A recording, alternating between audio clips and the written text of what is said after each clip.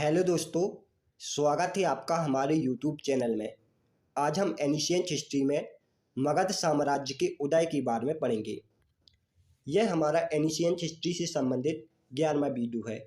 आप इससे पहले के वीडियो हमारी प्लेलिस्ट में जाकर देख सकते हैं। तो चलिए चलते हैं सेशन की ओर। मगध का उदय। मगध राज्य का विस्तार वर्तमान में बिहार के दक्षिणी भाग में स्थित पटना और गया में था। मगध के उत्तर में गंगा नदी और दक्षिण में विंध्याचल पर्वत स्थित था, जबकि पूर्व में चंपा नदी और पश्चिम में सोन नदी प्रवाहित होती थी। मगध की राजधानी गिरिवज्र या राजगृह थी। मगध की राजधानी क्या थी? गिरिवज्र या राजगृह। राजगृह को मगधपुर, बृहदत्पुर, वसुमती, कुशाग्रपुर और बिंबिसारपुर के नाम से भी जाना जाता था। ऋग्वेद में मगध की जगह कीकत या क्रात क्षेत्र का उल्लेख मिलता है और कीकत क्षेत्र में पृगवंद राजा राज करता था। यजुर्वेद में भी मगध के भाटों का उल्लेख मिलता है। मगध पर कुल 4 राजवंशों ने राज किया। यह राजवंश हैं बृहदत्त वंश, हर्यक वंश, शिशुनाग वंश और नंद वंश। इन चारों वंशों के बारे में एक एक करके हम नेक्स्ट स्लाइड में देखेंगे। सबसे पहले हम बृहदत्त वंश के बारे में पढ़ेंगे। रामायण के अनुसार चेदी राजा वसु ने राजगृह या वसुमती की स्थापना की थी और महाभारत के अनुसार मगध की प्राथमिक राजवंश की स्थापना बृहदत्त ने की थी। पुराणों में इस वंश के राजाओं का क्रम मिलता है। पुराणों में बृहदत्त वंश के राजाओं का क्रम मिलता है। चेदी राजा वसु को बृहदत्त वंश का प्रथम राजा माना जाता है और इसने वसुमती या राजगृह की स्थापना की थी। उसके बाद बृहदत्त राजा बनता है। यह वसु का पुत्र था और बृहदत्त को बृहदत्त वंश का संस्थापक माना जाता है। इसने मगध में बृहदत्त वंश की नींव डाली थी। बृहदत्त के बाद जरासंध राजा बनता है। जरासंध कौन था? यह बृहदत्त का पुत्र था और जरासंध का पुत्र सहदेव हुआ।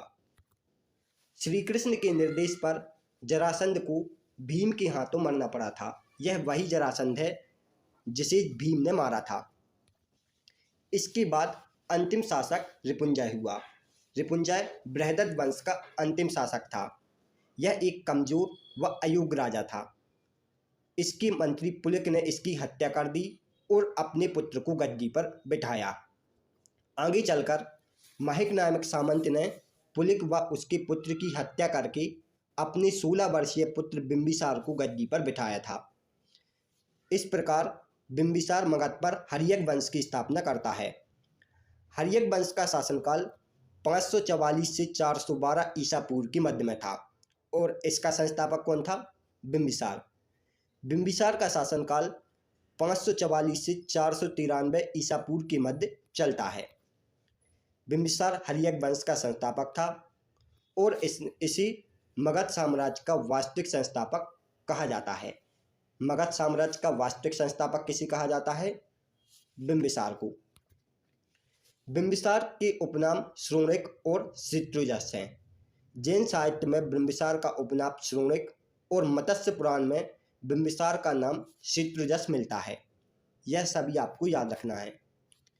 बिंबिसार ने राजगृह का निर्माण कर उसे अपनी राजधानी बनाया था। बिंबिसार ने राजगृह का निर्माण कर उसे अपनी राजधानी बनाया। बिंबिसार ने बृहदत्त को हराकर अंग राज्य को मगध में मिला लिया था। बिंबिसार ने राजा बृहदत्त को हराकर अंग को मगध में मिला लिया था। बिंबिसार ने वैवाहिक संबंध के जरिए अपने राज्य का विस्तार किया था। बिंबिसार ने मध्य देश अर्थात पंजाब की राजकुमारी क्षेमा से विवाह किया। कौशल नरेश प्रसेनजित की बहन महाकौशला से और वैशाली या लिच्छवी के राजा चेतक की पुत्री चेल्ला से विवाह करके अपने राज्य का विस्तार किया था। बिंबिसार एक बौद्ध धर्म का अनुयायी था और इसने वेणुवन विहार दान में दिया था। बिंबिसार किस धर्म का अनुयायी था? बौद्ध धर्म का, और इसने बौद्ध धर्म को वेणुवन विहार दान में दिया था। बिंबिसार ने बुद्ध की सेवा में राजवैद्य जीवक को भेजा था और इसने अवंती के राजा चंद्रप्रद्योत के यहाँ अपने राजवैद्य जीवक को पांडु रोग के उपचार के लिए भेजा था। जीवक किसका राजवैद्य था? बिंबिसार का। बिंबिसार की हत्या उसका पुत्र अजातशत्रु कर देता है। अब बिंबिसार के बाद अजातशत्रु शासक बनता है और बिंबिसार ने कुल 52 वर्षों तक शासन किया था। बिंबिसार के बाद अजातशत्रु शासक बनता है और इसका शासनकाल 493 से 461 ईसा पूर्व के मध्य में था। अजातशत्रु का उपनाम कुरैक था और इसकी माता का नाम चेल्ला और पिता का नाम बिंबिसार था। अजातशत्रु की पत्नी का नाम, दो पत्नी थी, एक थी पद्मावती और दूसरी थी प्रसेनजीत की पुत्री बजीरा। अजातशत्रु को अपने ससुर प्रसेनजीत से काशी दान में मिला था। अजातशत्रु के काल में ही प्रथम बौद्ध सभा हुई थी। प्रथम बौद्ध सभा किसके शासनकाल में हुई थी? अजातशत्रु की शासनकाल में। प्रथम बौद्ध सभा राजगृह में सत्यपर्णी गुफा में हुई थी और यह 483 ईसा पूर्व में महाकश्यप की अध्यक्षता में संपन्न होती है। प्रथम बौद्ध सभा में सुप्तपिटक और विनय पिटक नामक ग्रंथों की रचना की गई, जिसमें बुद्ध की शिक्षाओं का संकलन मिलता है। यह सभी आपको याद रखना है। अजातशत्रु का मंत्री वर्षकार या बरसकार था। अजातशत्रु का मंत्री कौन था? वर्षकार। इसने अपनी मंत्री वर्षकार की सहायता से वैशाली पर विजय प्राप्त की थी। अजातशत्रु ने अवंती के राजा चंद्रप्रद्योत के साथ भी युद्ध किया था और इस युद्ध में उसने महाशिलाकंठक और रथमूलक यंत्रों का प्रयोग किया था। वर्षकार किसका मंत्री था? अजातशत्रु का, और वर्षकार की सहायता से इसने वैशाली पर विजय प्राप्त की थी। अजातशत्रु प्रारंभ में जैन धर्म का अनुयायी था, लेकिन बाद में वह बौद्ध धर्म का अनुयायी बन जाता है। अजातशत्रु के शासनकाल में बुद्ध को परिनिर्वाण प्राप्त हुआ था। बुद्ध की मृत्यु 483 ईसा पूर्व में देवरिया जिले के कुशीनगर में हुई थी और इस दिन को पूर्णिमा के नाम से जाना जाता है। इसने बुद्ध के अवशेषों पर राजगृह में स्तूप का निर्माण भी करवाया था। अजातशत्रु ने बुद्ध के अवशेषों पर राजगृह में स्तूप का भी निर्माण करवाया था। अजातशत्रु की हत्या उसका पुत्र उदयन कर देता है। अब अजातशत्रु के बाद उदयन शासक बनता है। उदयन का शासनकाल 461 से 445 ईसा पूर्व के मध्य में था। उदयन का अन्य नाम उभयभद्र था। उदयन की माता का नाम पद्मावती था और यह जैन धर्म का अनुयायी था। उदयन के हमें 3 पुत्रों के नाम मिलते हैं, यह है अनिरुद्ध, मुंडक और नागदशक।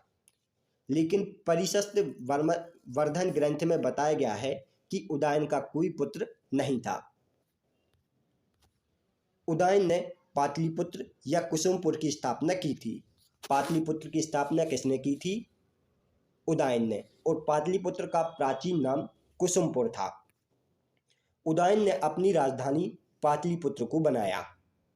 राजधानी के मध्य में इसने एक चैत्यगृह या जैन मंदिर का भी निर्माण करवाया था। अब उदयन के बाद नागदशक शासक बनता है। इसका शासनकाल 445 से 412 ईसा पूर्व के मध्य में था। नागदशक हर्यक वंश का अंतिम शासक था और नागदशक का अन्य नाम दर्शक था।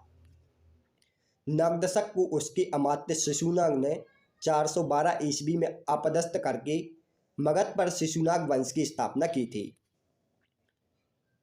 जो हर्यक वंश है, इसको प्रत्यहंता वंश भी कहते हैं, क्योंकि इसका जो भी शासक बना अपने पिता की हत्या करके शासक बना था। हर्यक वंश का संस्थापक बिंबिसार था। बिंबिसार के बाद अजातशत्रु शासक बनता है, फिर उसके बाद उदयन, और उदयन के बाद नागदशक शासक बनता है। नागदशक की हत्या शिशुनाग 412 ईसा पूर्व में कर देता है और मगध पर शिशुनाग वंश की स्थापना करता है।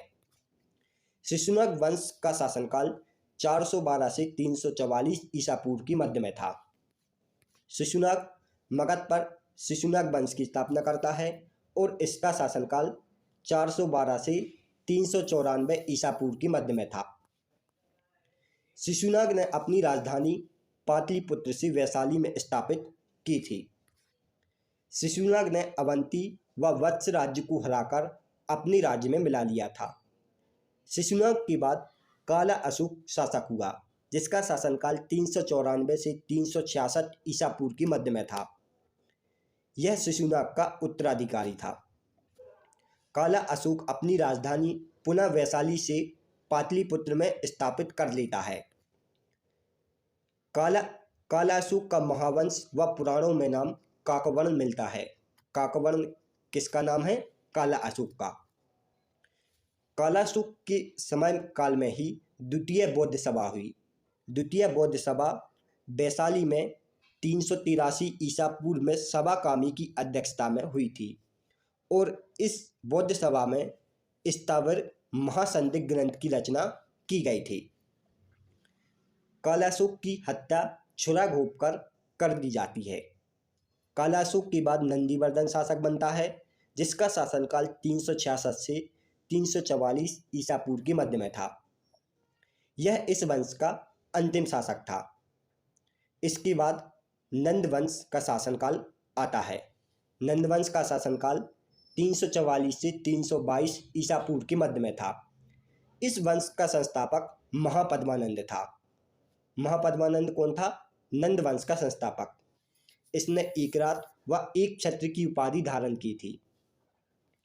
महापद्मानंद को पुराणों में सर्वछत्रांतक नाम दिया गया है और महापद्मानंद को दूसरे परशुराम का अवतार भी कहा जाता था। दूसरे परशुराम का अवतार किसे कहा जाता था?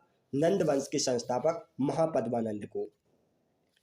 महापद्मानंद ने कलिंग की विजय की और कलिंग में एक नहर का निर्माण भी करवाया था। नंद वंश में कुल 9 राजा हुए। पहला राजा महापद्मानंद था और 9वां राजा घनानंद था। इन दोनों के बीच जो राजा हुए वह उतने शक्तिशाली नहीं थे। घनानंद नंद वंश का अंतिम शासक था। घनानंद की हत्या चंद्रगुप्त मौर्य ने कर दी थी। चंद्रगुप्त मौर्य ने घनानंद को युद्ध में पराजित कर मौर्य वंश की नींव डाली थी। इस प्रकार मगध पर मौर्य वंश स्थापित हुआ था। Thanks for watching. दोस्तों, यदि आपको हमारी वीडियो पसंद आई हो तो वीडियो को लाइक और शेयर जरूर करें और साथ ही हमारे चैनल को सब्सक्राइब करें। आप हमारे इस वीडियो से रिलेटेड PDF को हमारे टेलीग्राम ग्रुप से डाउनलोड कर सकते हैं, जिसका लिंक डिस्क्रिप्शन में दिया गया है।